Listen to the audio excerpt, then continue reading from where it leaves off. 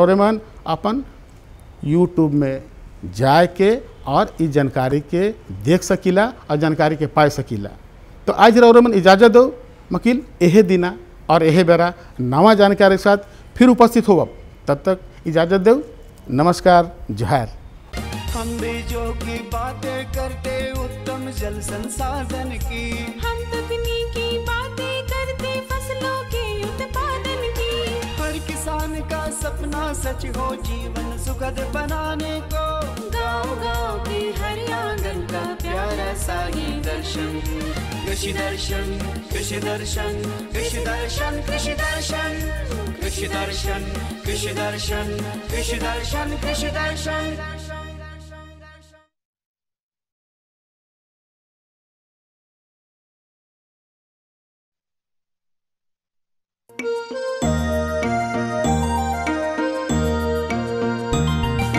बातें करते हम खेतों की और उसके रखवाली की, बाग बगीचा फल फूलों और फसलों की हरियाली की।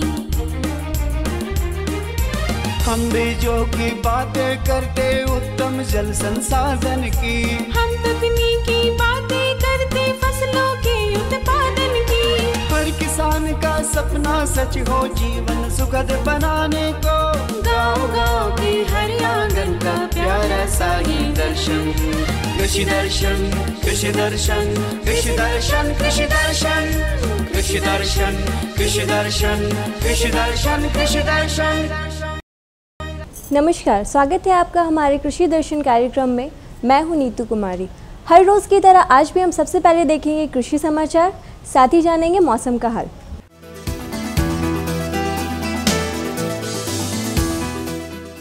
नमस्कार, कृषि समाचार में आपका स्वागत है। मैं हूं गोपाल कृष्ण।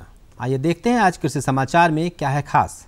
अपने मवेशियों का बीमा कराकर पशुपालक हो सकते हैं लाभान्वित। सितंबर माह तक की जा सकती है गेंदा फूल की बुआई।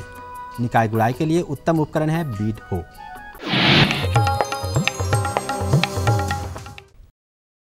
पशुपालन के दौरान कभी कभी ऐसी नौबत आती है कि बीमारी या किसी अन्य कारणवश पशुओं की असमय मृत्यु हो जाती है, जिससे पशुपालकों को काफ़ी नुकसान उठाना पड़ता है।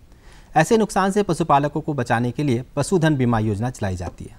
संकर और देसी नस्ल के दुधारू पशुओं का बीमा कराकर किसान निश्चित होकर दुग्ध उत्पादन कर सकते हैं। किसानों को खेतीबाड़ी के कार्यों में आर्थिक समस्याएं भी आती हैं, जैसे संसाधनों की कमी या समय पर पैसे का अभाव में खेती ना कर पाना इत्यादि। इन समस्याओं से उबारने के लिए सरकार किसान को किसान क्रेडिट कार्ड देकर बैंकों से लोन मुहैया कराती है। कृषक किसान क्रेडिट कार्ड लेकर इन समस्याओं से निजात पा सकते हैं। किसान क्रेडिट कार्ड को जल्द से जल्द राज्य के सभी किसानों को उपलब्ध कराने की योजना है।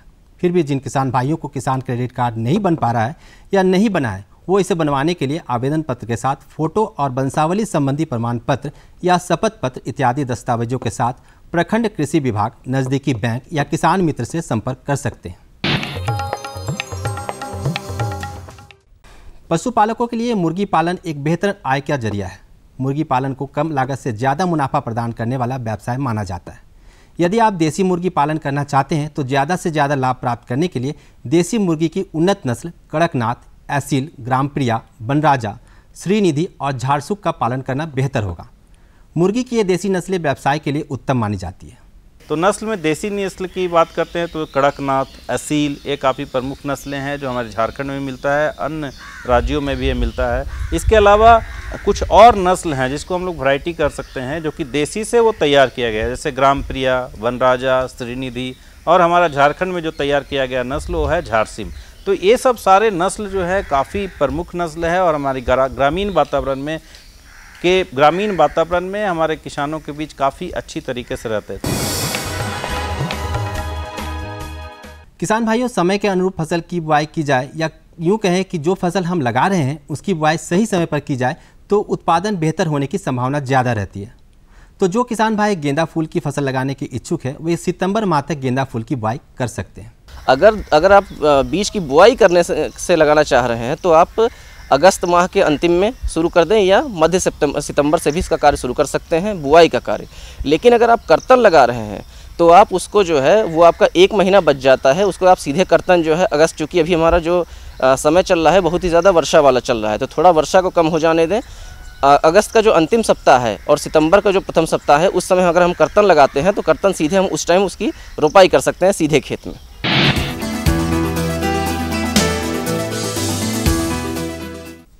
निकाई गुड़ाई के लिए वैसे तो अनेकों उपकरण उपलब्ध हैं, परंतु बीडो एक ऐसा उपकरण है जो वैसे घासों को भी जड़ समेत उखाड़ने में सक्षम है, जिसकी जड़ें जमीन में गहरी जाती है।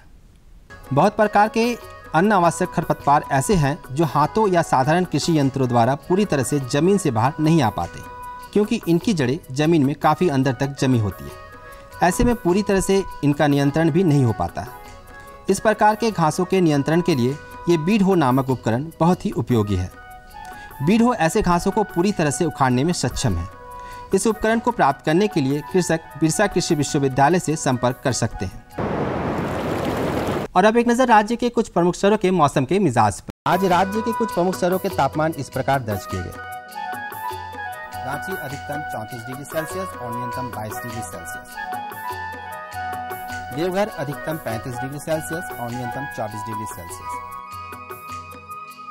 जमशेदपुर अधिकतम 38 डिग्री सेल्सियस और न्यूनतम 25 डिग्री सेल्सियस।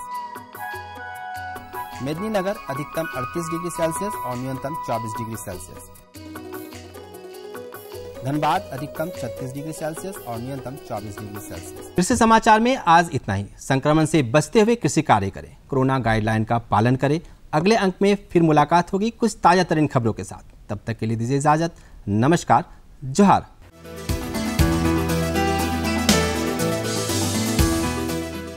अभी आपने देखा कृषि समाचार, जिसमें आपने देखा कि कैसे हमारे किसान भाई बहन अपने खेतों में मेहनत करके अपनी खेती को और आगे बढ़ा रहे हैं।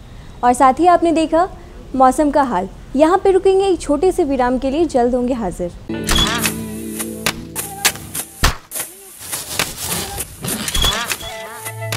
भारत एक कृषि प्रधान देश है। भारतीय अर्थव्यवस्था में कृषि एक मुख्य स्तंभ की तरह है और हमारे किसान अन्नदाता। लेकिन कभी कभी प्रकृति के सख्त तेवर के कारण हमारे किसानों को उचित कृषि उत्पाद हासिल नहीं हो पाता। ऐसी स्थिति में उन्हें सुरक्षित रखने के लिए प्रधानमंत्री फसल बीमा योजना प्रदान की गई है। प्रधानमंत्री फसल बीमा योजना को किसानों तक पहुंचाना और उन्हें लाभान्वित करने का काम बैंक और राज्य स्तरीय बैंकर समितियां यानी SLBC की हैं। इनमें सार्वजनिक और निजी वाणिज्यिक बैंक के अलावा क्षेत्रीय, ग्रामीण, सहकारी बैंक के साथ साथ कई प्राथमिक कृषि सहकारी ऋण समितियों को भी शामिल किया गया है। इस योजना का लाभ उठाने के लिए किसानों का नामांकन जरूरी है। इस समय 540 बैंक की 1.5 लाख शाखाओं के द्वारा किसानों का नामांकन किया जा रहा है। प्रधानमंत्री फसल बीमा योजना एक कारगर उपाय है। ये हमारे लिए सुरक्षा कवच की तरह है। फसल अगर बर्बाद भी हुई तो भी हमें मुआवजा मिल जाता है। जमीनी स्तर पर की गई समीक्षा और अध्ययन के आधार पर कृषि मंत्रालय भारत सरकार की योजना प्रधानमंत्री फसल बीमा योजना में कई बदलाव किए गए हैं। इस बदलाव के कारण किसानों की समस्याओं का निदान कर उन्हें और सशक्त बनाया जा सकेगा। इसके अलावा SLBC और बैंकों के कार्यों और भूमिकाओं को और अधिक विस्तृत किया गया है।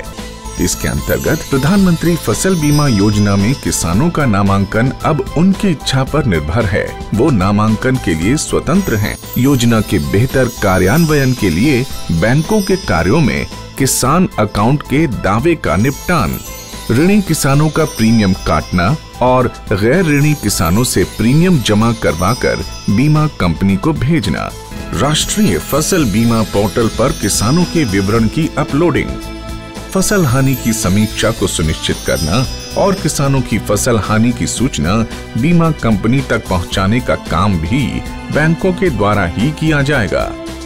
इसी प्रकार योजना को क्रियान्वित करने वाले बैंक योजना से संबंधित विशेष जागरूकता अभियान को समय समय पर ऋणी और गैर ऋणी किसानों के लिए आयोजित करेंगे।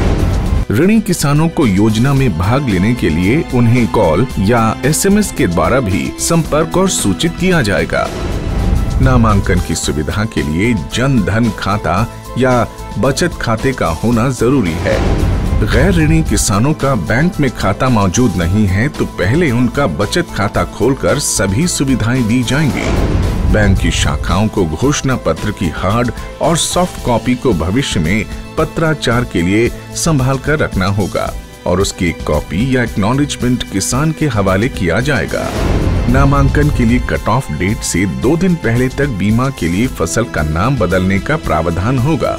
बैंक की शाखाएं नेशनल क्रॉप इंश्योरेंस पोर्टल पर सभी विवरण भी दर्ज करेंगी। सभी किसानों और विशेष ऋणी किसानों के आधार नंबर को जांचकर बैंक द्वारा अपडेट किया जाएगा। राज्य और जिला अधिकारी संबंधित एजेंसी और बीमा कंपनी के समक्ष किसानों को शिकायतों की सुविधा प्रदान करने का काम भी बैंकों के द्वारा किया जाएगा। SLBC बैंकों के लिए स्थापित एक शीर्ष संस्था है।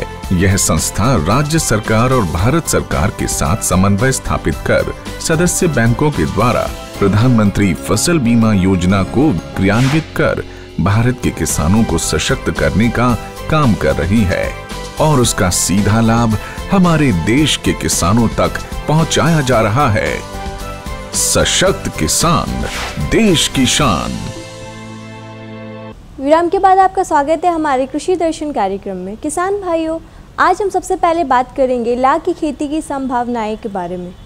किसान भाइयों, लाख की खेती दुनिया भर में की जाती है, परंतु इसका 60% खेती झारखंड राज्य में किया जाता है। लाह एक प्रकार का प्राकृतिक गोंद है अथवा लार है। लार का प्रयोग अन्य अलग अलग चीज़ों में किया जाता है, जैसे पेंट, चूड़ी बनाने में, मेकअप के सामान में, अलग अलग चीज़ों में इसका प्रयोग किया जाता है। तो लाह की खेती की और अधिक क्या क्या संभावनाएं हैं, इसकी खेती कैसे करें, इन सब की जानकारी हम लेते हैं अपने विशेषज्ञ से। झारखंड के ग्रामीण इलाकों में पिछले कई सालों से बड़े पैमाने पर लाह की खेती हो रही है। इसको लेकर ग्रामीण काफी उत्साहित भी दिख रहे हैं। जानकार कहते हैं कि लाह की खेती में काफ़ी संभावना दिखती है। जैसा कि आप जानते हैं कि हमारा झारखंड का शाब्दिक अर्थ होता है वनु से आच्छादित क्षेत्र। अगर वनु से आच्छादित क्षेत्र की बात करते हैं तो ऐसे में लाह की खेती की क्या संभावनाएं हैं और हमारे किसान इससे जुड़कर किस तरीके से वो आत्मनिर्भर हो सकते हैं, इन सारे विषयों की जानकारी देने के लिए हम आप पहुँचे हैं रांची के कृषि विज्ञान केंद्र दिव्यान में। और हमारे साथ यहाँ के वैज्ञानिक डॉक्टर राजेश कुमार जी हैं। आइए उनसे हम जानते हैं। देखिए, जैसा आपने अभी बताया कि इसकी संभावना के बारे में, तो ऐसे भी पूरा जो छोटा नागपुर का जो क्षेत्र है, ये पूरा का पूरा अग्रणीय स्थान है पूरे विश्व में। इसकी गुणवत्ता के जैसा लाह कहीं भी नहीं होता है। तो इतना अच्छा जो है पूरे भारतवर्ष में 1 नंबर है लाह उत्पादन है, पूरे विश्व में इसकी गुणवत्ता के जो लाह है, तो निश्चित रूप से ये हमारा जो है आज से नहीं, महाभारत काल से जो है इसकी संभावना पोटेंशियलिटी भरा पड़ा हुआ है। बस क्या होता है कि समयानुसार थोड़ी थोड़ी उसमें तकनीकी की ज़रूरत पड़ती है, ताकि उसमें तकनीकी को समावेश कर लें तो उसका उत्पादन जो है वो कई गुना हम उसी संसाधन को इस्तेमाल करते हुए बढ़ा सकते हैं। और जहां आपने जैसा बताया कि पूरा का पूरा ये क्षेत्र वन क्षेत्र है, तो ऑलरेडी हमारे पास वैसे जो है होस्ट पौधे हैं, होस्ट पौधे जहां पर हम लोग आसानी से लाह के कीटों का संचरण कर सकते हैं। अगर हम लोग देखें तो इसमें 2 तरह के पौधे यहाँ पर जंगल में पर्याप्त मात्रा में हैं, और कुछ हैं तो उसको हम लोग जो है अभी बरसात का समय है उसको गाछी तैयार के लगा सकते हैं। 2 पौधे में हम लोग समझते हैं कि जो है इसके पहला है एक जो है मेजर पौधे। मेजर पौधे कहने का मतलब है वैसे पौधे जिसमें आपका 15 से 20 गुना लाह का उत्पादन किया जा सकता है। उसमें है आपका कुसुम, बेर, पलास और फ्लेमेंजिया सेमिया लता। ये 4 एक ऐसे पौधे हैं जिसको हम लोग मेजर पौधे के रूप में जानते हैं, और ये जंगल में भरा पड़ा हुआ है। लाह की खेती साल में 2 दफे की जा सकती है। इसकी खेती से न केवल किसान स्वावलंबी बन सकते हैं, बल्कि आर्थिक रूप से भी काफी मजबूत और सशक्त हो सकते हैं। हम लोग देखते हैं कि माइनर पौधे कहने का मतलब वैसे पौधे जो है जिसमें 10 गुना लाह का गुणन होता है। तो वैसे पौधे हैं आपको जो है इसमें हम लोग देखें पुत्री, पाकड़, खेर, गलवांग, भलिया, आपका अरहर, आकाशमणि, ये सारे पौधे जो हैं वो क्या हैं कि आपको उसमें माइनर पौधे हैं जिसमें 10 गुना लाह का गुणन होता है। हमको जो है यहाँ के रिसोर्स को, यहाँ के संसाधन को जस्ट पहचानना है। और पहचानने के बाद आप जब उसको पहचान लिए तब उसके बाद जो है आप क्या करेंगे कि वहाँ पर उसको समयानुसार काट छाँट करते हैं। अगर आपको वैज्ञानिक खेती है तो इसके लिए जो है दिव्यांग कृषि विज्ञान केंद्र सतत जो है यहाँ पर प्रशिक्षण उपलब्ध कराता है, तकनीकी उपलब्ध कराता है। तो इसके साथ साथ जो है यहाँ पर IINRG इंस्टीट्यूट है, उसके संदर्भ में किसान जो है इस संभावना को एक्सप्लोर कर सकते हैं। यानी उसको जो है वो एक अतिरिक्त आय के लिए, खेती बाड़ी तो कर रहे हैं लेकिन खेती बाड़ी के अलावा अगर उनको जो है आय के सोर्स में अगर वृद्धि का चाहिए तो वो लाह की खेती एक सशक्त माध्यम है और उसको यहाँ के नेचुरल रिसोर्स के साथ जो संसाधन है उसके साथ जोड़ते हुए वो अतिरिक्त आय को लाभ कमा सकते हैं और इन सारे पौधों का वो सही ठीक इस्तेमाल कर। झारखंड में 30% वन भूमि है। यहाँ के वनों में कुसुम, पलाश, सेमिया लता और बैर के पेड़ बहुतायत मात्रा में पाए जाते हैं। इन पेड़ों में लाह का उत्पादन कर अपनी आर्थिक समृद्धि किसान प्राप्त कर सकते हैं। हम लोग जो है पूरा झारखंड का राष्ट्रीय फूल है पलाश है, तो पलाश को हम लोग देखते हैं कि ये एक ऐसा पौधा है, पहले इसमें जो है वो लगभग हम लोग देखते थे कि रंगनी लाह का इसमें जो बैसाखी लाह है वो बड़े क्षेत्रफल पर किया जाता था, लेकिन आज ऐसी टेक्नोलॉजी आ गई कि इसी में स्वादी पलाश, कुछ ऐसे सफ़ेद पलाश हैं जिसमें कुसमी लाह का जो है हमारा क्या होता है कि प्रोडक्शन होता है, उत्पादन होता है और कुसमी लाह का जैसे ही संचरण होगा तो यहाँ पर उत्पादन इसका जो है कई गुना बढ़ जाएगा। अब इसमें जहाँ तक तकनीकी की बात है तो हम लोग देखते हैं कि सिर्फ एक जो है आपका कुसुम का पौधा है जिसको 18 महीना पहले हमको काटना पड़ता है और बाकी जितने भी होस्ट पौधे हैं उसको 6 महीना पहले हम लोग पतली, जो आपस में लड़ा हुआ नहीं हो, क्रिस क्रॉस नहीं हो, रोग बीमारी लगा हुआ हो, वैसे पौधे को जो है उसकी शाखाओं को हम लोग 6 महीना पहले छटाई कर देते हैं। 6 महीना के बाद जब उसमें से शाखा निकल जाता है, नरम मुलायम रसदार जो है उसमें ज़्यादा संख्या में जब शाखा निकल जाते हैं तब उसके बाद 1 मीटर के शाखा में लगभग जो है 15 से 20 ग्राम हम लोग बीहन लाह का संचरण कर देते हैं और बीहन लाह का जब संचरण हो जाता है तो वो फिर जो है 6 महीना तक में आपको अगर 3 बार इसमें अगर दवा का छिड़काव, हम लोग इसमें एक महत्वपूर्ण चीज़ है, पहला छिड़काव है वो 30 दिन में, दूसरा छिड़काव जो है इसका 60 दिन में और तीसरा छिड़काव 90 दिन में। 3 अगर दवा का छिड़काव करते हैं, अगर ज़रूरत पड़ता है तो इसमें फफूंदनाशी जो है वो दवा का छिड़काव करते हैं। तो ये अगर करते हैं, पहला छिड़काव अगर हम बोले तो रीजेंट के नाम से जो आता है उसका हम लोग जो है वो फिप्रोनिल है 5% उसका छिड़काव, दूसरा जो है बम्बार्ड है, इथोफ्रेनोफॉक्स जो दवा आती है उसका जो है 1.5 ml से 2 ml पर लीटर पानी में घोल बना के, और तीसरा जो है DDVP है, डाइक्लोरोवॉस जो है नुवान 76% उस दवा का छिड़काव। ये तीनों दवा का अगर जो व्यक्ति छिड़काव किए और ज़रूरत पड़ा जब बारिश का समय है तो उसमें जो है बेवेस्टीन है आधा ग्राम पर लीटर पानी में घोल बना के उसका छिड़काव कर दिए, तो ये काम करने से क्या होगा कि उनमें किसी प्रकार का जो बीहन लाह तैयार होगा उसमें किसी प्रकार के शत्रु कीट नहीं आएंगे, कोई रोग बीमारी नहीं आएंगे। कृषि वैज्ञानिकों की माने तो जिन भी किसान के पास लाह की खेती के लिए संसाधन मौजूद है उन्हें जरूर लाह की खेती करनी चाहिए। ये हमारे पास आर्या योजना है, उसके साथ भी किसान अगर जुड़ करके इसको लार्ज स्केल एरिया में कर सकते हैं, एक समूह बना करके द्वितीयक उत्पाद है कि प्रोसेसिंग करके आगे बढ़ सकते हैं। लेकिन जो संभावना है उसमें किसान भाई को मैं यही कहना चाहूँगा कि आपके पास अगर नेचुरल रिसोर्स है, अगर बेर का पौधा है, कुसुम का पौधा है, पलाश का पौधा है, तो उसको यूं ही जो है आप 2 पैसा का जो है इनकम ना मिले वैसा छोड़ना नहीं है। आप बैर से आपको क्या मिलेगा, अगर जंगली पेड़ है तो उससे कुछ मिलना नहीं है, लेकिन अगर वही पेड़ में अगर लाह का संचरण हो गया है तो उसकी एक एक शाखा जो है वो लगभग आपका 100-200 रुपये में बिक्री होगा। तो 200 रुपया पर शाखा जो है हम लोग देखते हैं 200-250 रुपया किलो जो है बीहन लाह का अभी दाम चल रहा है, आप उसको उसके रूप में परिवर्तित कर सकते हैं। तो ये आपके पास जो है असीम संभावना है कि हमारे पास जो भी उपलब्ध संसाधन है अगर उसका ठीक सही अगर इस्तेमाल कर लें तो आने वाला समय में ये खेती बाड़ी के अलावा एक स्ट्रॉन्ग उनके पास संसाधन होगा जिससे वो अपनी आय को वृद्धि कर सकते हैं। किसान भाइयों, अभी हम बात करेंगे मिट्टी की जांच के फ़ायदे के बारे में। किसान भाइयों, ये हम सब जानते हैं कि अगर हम अपने शरीर की जांच करवाते हैं तो इससे हम आगे स्वस्थ रहते हैं, तो उसी प्रकार अगर आप अपनी मिट्टी की जांच करवाते हैं तो आपको आपके आने वाले फसलों में सहायता मिलेगी। जैसे अगर आपकी मिट्टियों में किसी भी तरह की कमी होगी तो जांच के फ़ायदे से आप उसे सुधार सकते हैं। तो आइए अब जानते हैं अपने विशेषज्ञ से मिट्टी की जांच के फ़ायदे के बारे में। आज हम दिव्यायन कृषि विज्ञान केंद्र में हैं और हमारे साथ है यहाँ के प्रधान वैज्ञानिक डॉक्टर अजीत कुमार सिंह जी, जिनसे हम बातचीत करेंगे और जानेंगे कि मिट्टी जांच से क्या फ़ायदे हैं। आपका हमारे कार्यक्रम में बहुत बहुत स्वागत है। नमस्कार। सबसे पहले तो हम आपसे यही जानना चाहेंगे, चूँकि ऐसा देखा भी गया है कि मिट्टी जांच जो है काफ़ी फ़ायदेमंद होता है फसलों के लिए, तो हम आपसे ये जानना चाहेंगे कि मिट्टी जांच किसानों को क्यों कराना चाहिए और इससे क्या फ़ायदा है। देखिए, मिट्टी जांच तो खासकर फसल उत्पादन के लिए बहुत ही ज़रूरी है और हमारे पर्यावरण के लिए भी ज़रूरी है।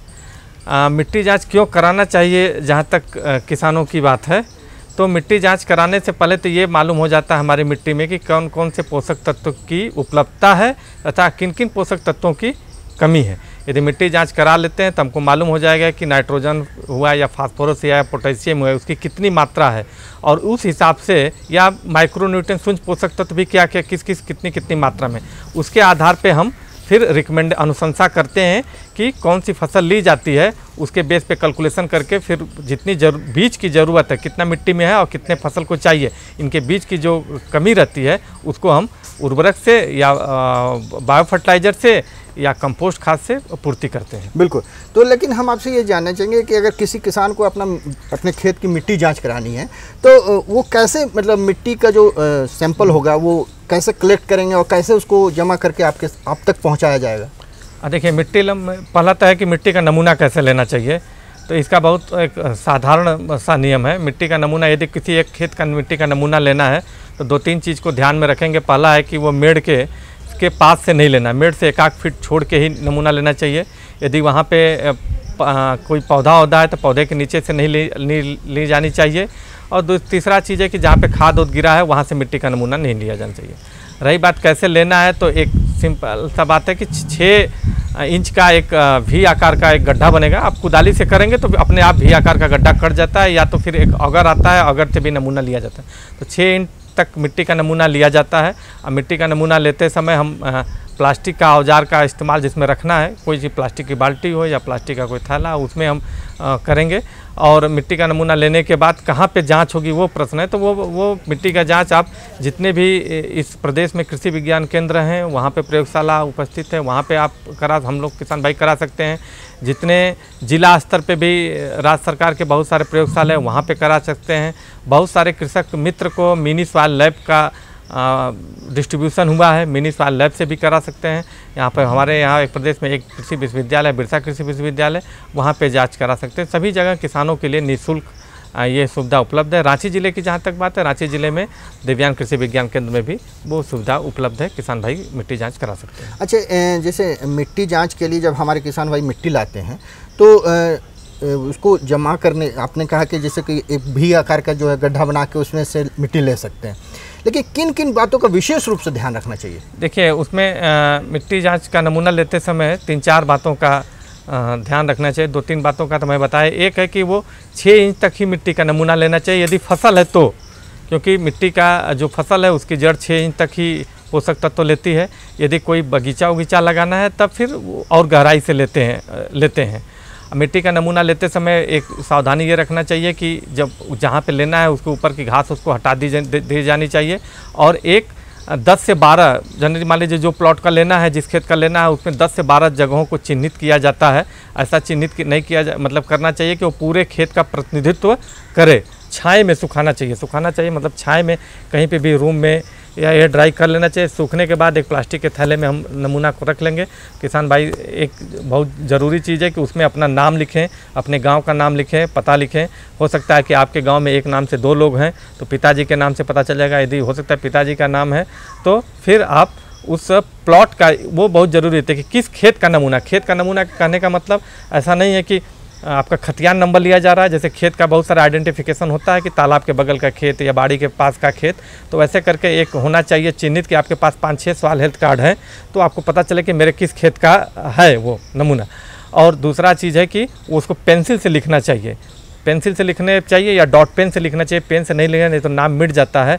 और दो चीज़ और महत्वपूर्ण है कि कौन सी फसल जो नमूना लिए गई था तो कौन सी फसल थी, उसके बाद ली गई फसल का नाम और ली जाने वाली फसल का नाम, कि आप दलहन लेंगे कि तिलहन लेंगे कि सीरियल फसल लेंगे, वो भी होना चाहिए। और एक क्षेत्रफल होना चाहिए कि कितने क्षेत्रफल का है, क्योंकि जब ऐसे यदि आप नहीं देते हैं तो रिकमेंडेशन 250 डिसमिल के हिसाब से हो जाता है और आपका मान लीजिए 50 डिसमिल है तो फिर दिक्कत होगी कैलकुलेशन में। तो आप क्षेत्रफल भी लिखें, ली गई फसल और ली जाने वाली फसल का नाम लिखें और खेत का संख्या या उसकी पहचान जरूर लिखें। बिल्कुल।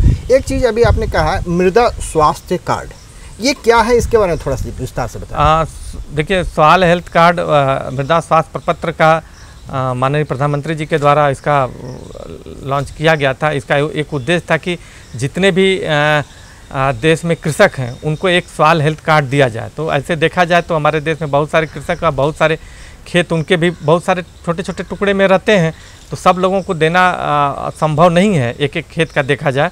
तो पहले शुरुआती स्तर में ग्रिड बेसिस पे सॉइल सैंपल लिया गया। सिंचित एरिया है तो 10 हेक्टेयर का, सिंचित है